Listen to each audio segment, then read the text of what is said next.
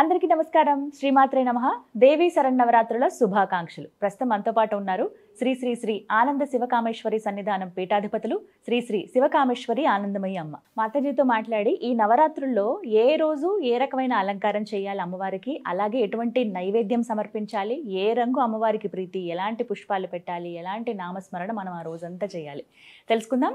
మాతాజీతో మాట్లాడదాం. అమ్మ నమస్కారం. శ్రీమాత్రే నమః. శ్రీమాత్రే నమః. ఎలా ఉన్నారు? బాగున్నానమ్మా. దేవీ శరన్నవరాత్రుల శుభాకాంక్షలు మీకు కూడా.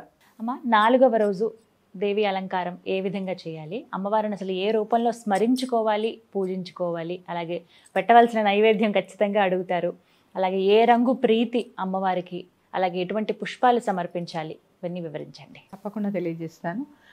యాదేవి సర్వభూతేషు లక్ష్మీరూపేణ సంస్థిత. నమస్తస్యై నమస్తస్యై నమస్తస్యై నమో నమః. శ్రీ గురుభ్యో నమః. ఈసారి ప్రత్యేకంగా వచ్చిన అవతారం కాత్యాయని. ఎందుకంటే ఒక చవితి తిథి 2 రోజులు వచ్చింది, అందుకని చెప్పి 2 రోజులు అంటే ఒక అలంకారం ఎక్కువ వస్తుంది. దానిలో భాగంగానే కాత్యాయని దేవిగా, ఎందుకంటే మనకు విజయవాడ దుర్గాలో ఏ అలంకారాలు అయితే చేస్తారో అవే మనం తీసుకుంటాం కాబట్టి కాత్యాయని దేవిగా అమ్మ పూజలు అందుకుంటుంది. ఈ కాత్యాయని అనేది చాలా చాలా విశేషం సంతానానికి, వివాహాలకి. అందుకే వివాహం కాని వారు కూడా కాత్యాయని వ్రతాలను చేస్తూ ఉంటారు. ఈ కాత్యాయని దేవి అంటే ఆవిడే. అంటే పార్వతీ అమ్మవారి. పార్వతీ అమ్మవారే. అంటే కతి అనే మహర్షి యొక్క కుమార్తె కాబట్టి కాత్యాయని. అంటే పార్వతీదేవి కన్నా, అంటే హిమవంతుని కుమార్తెగా జన్మించక ముందే కతి అనే మహర్షికి పుట్టింది కాబట్టి కాత్యాయని అని పేరు పెట్టడం జరిగింది. ఈ కాత్యాయని దేవిని ఆరాధించడం వల్ల చక్కటి దాంపత్యం లభిస్తుంది, తర్వాత శీఘ్రంగా వివాహం జరుగుతుంది.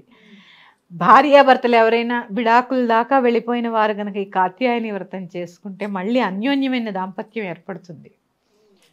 ఈవిడికి దేవాలయాల్లో అలంకరణలో చీరకి కట్టేటటువంటి రంగు ఎరుపు. ఎర్రని పూలతోనే అమ్మకి పూజ చేస్తారు, ఎర్రటి అక్షతలతో పూజ చేస్తారు. ఆ రోజంతా ఎరుపే. కాత్యాయని అంతా కూడా ఎరుపే. కాత్యాయని వ్రతంలో కూడా అంతా ఎరుపే. ఇక ఈవిడికి పెట్టేటటువంటి నివేదన ఏంటి, ఏం నివేదన చేయాలి అంటే ఉప్పు వేసి వండినటువంటి అప్పాలు అంటే మామూలుగా మనం అప్పాలు వండుకుంటాం కదా, ఆ బెల్లం అప్పాలు వండుకుంటాం కదా, దాంట్లోనే చిటికెడు ఉప్పు వేసి వండాలి. అలాగే చెరుకు ముక్కలు, ఇవి కూడా తేనె, చాలా శ్రేష్టం అనమాట, ఆవిడకి ఇష్టమైనవి. ఇవి నివేదన చేయాలి, విశేష నివేదన. ఈ 9 రోజులు కూడా చాలామంది విశేష నివేదన చేసి ఆపేస్తారు. విశేష నివేదనతో పాటు మహానివేదన కూడా ఉండాలి. ఖచ్చితంగా 2 కూరలు, అంటే 2 కూరలు అంటే సెపరేట్గా వండకుండా ఒక కూర వండుతున్నారనుకోండి, అందులోనే ఇంకో కూరగాయ ముక్క కలపండి. అంటే ఇన్ని చేయడం సాధ్యం కాదు, పూజ అవ్వాలి, ఇది అవ్వాలి కాబట్టి అప్పుడు 2 కూరలు అవుతాయి కదా. పప్పు, పులుసు, చారు పెట్టకూడదమ్మా, పెట్టద్దు. పప్పు, పులుసు, తర్వాత ఇప్పుడు మనం వండుకునేటటువంటి నివేదన, కూర, పెరుగు, నెయ్యి, పచ్చడి, ఇవన్నీ ప్రతిరోజు ఉండాలి. ఎందుకంటే ఇక్కడ ఎంత విశేషంగా అర్చన చేస్తే అంత విశేషమైన నివేదన ఉండాలి. ఎందుకంటే ఈ 10 రోజులు ఆవిడ యుద్ధం చేస్తూ ఉంటుంది, మరి ఆహారం కావాలి కదా. ఈ యుద్ధం ఎక్కడ అనేది మనం మహాలక్ష్మి అవతారంలో తెలుసుకుందాం. ఇక ఈ కాత్యాయని దేవికి మనము చెప్పుకునేటటువంటి శ్లోకము సర్వమంగళ మాంగళ్యే శివే సర్వార్థ సాధికే శరణ్యే త్ర్యంబకే దేవి నారాయణి నమోస్తుతే. ఈ శ్లోకంతో ఈవిడికి 16 ఉపచారాలు చేయొచ్చు. చాలామంది ఈ శ్లోకం అందరికీ వచ్చు కాబట్టి చాలా చిన్నదనుకుంటారు, కాదు, చాలా మహిమాన్వితమైన శ్లోకం ఇది. సర్వమంగళములని ప్రసాదించేటటువంటి దేవత. అలాగే ఈ కాత్యాయని దేవి పూజ వల్ల, కాత్యాయని దేవి ఆరాధన వల్ల మంగళుడు అంటే కుజదోష నివారణ జరుగుతుంది. అందుకే వివాహాలు జరగడం, దాంపత్యం బాగుండడం. కుజదోషంలో వివాహం ఒకటే కాదు, చాలా మంది వివాహం ఒకటే అనుకుంటారు. వివాహం తర్వాత చాలా గొడవలు అవుతూ ఉంటాయి వాళ్ళకి, అన్యోన్య దాంపత్యం ఉండదు, తర్వాత సంతానంలో కొద్దిగా ఇబ్బందులు ఎదుర్కొంటూ ఉంటారు. ఇలాంటి వాళ్ళందరూ కూడా ఈ కాత్యాయని దేవిని ఆరాధించడం వల్ల ఇలాంటి చికాకులు, అడ్డంకులు అన్నీ తొలగిపోతాయి. అందుకని మనం విశేషంగా ఈ సంవత్సరం రావడము, అమ్మకి ప్రత్యేకంగా పూజ చేసుకోవడం, ఇదంతా కూడా ఒక రకంగా అదృష్టమే. ఎందుకంటే 10 సంవత్సరాలకు ఒకసారి వస్తుందట ఒక తిథి ఎక్కువ.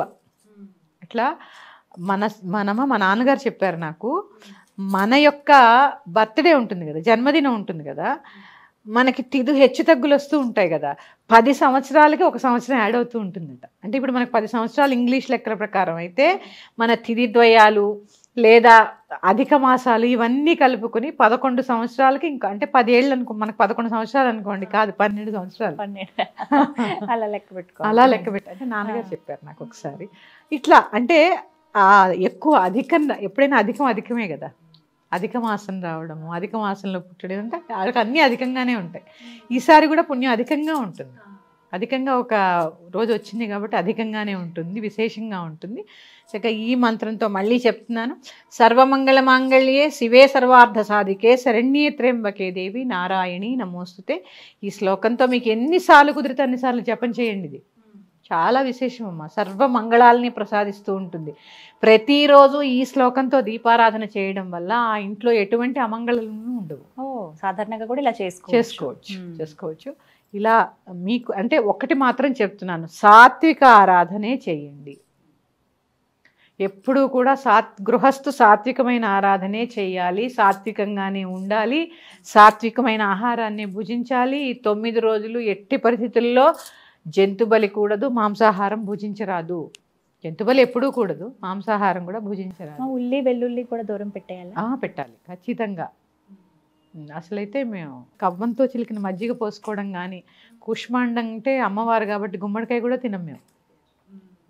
అంటే నియమం అంటే దీక్ష అంటే దీక్షే, ఆ దీక్షలాగే మనం. ఎందుకంటే ఉత్తి రోజులన్నీ వేరు, ఈ నియమం పెట్టుకొని మనం చేసేది ఎందుకు, మనకి ఏదో ఒక కోరిక ఉంటుంది, అది పూర్తి అవ్వాలంటే కొంచెం కష్టపడాలి కదా. అందుకని ఇలాంటివి చేసుకుంటూ అమ్మవారి కృపకు పాత్రలు కండి. మరి యొక్క అవతారంతో మీ ముందుకు వస్తాను. శ్రీమాత్రే నమః. స్వస్తి.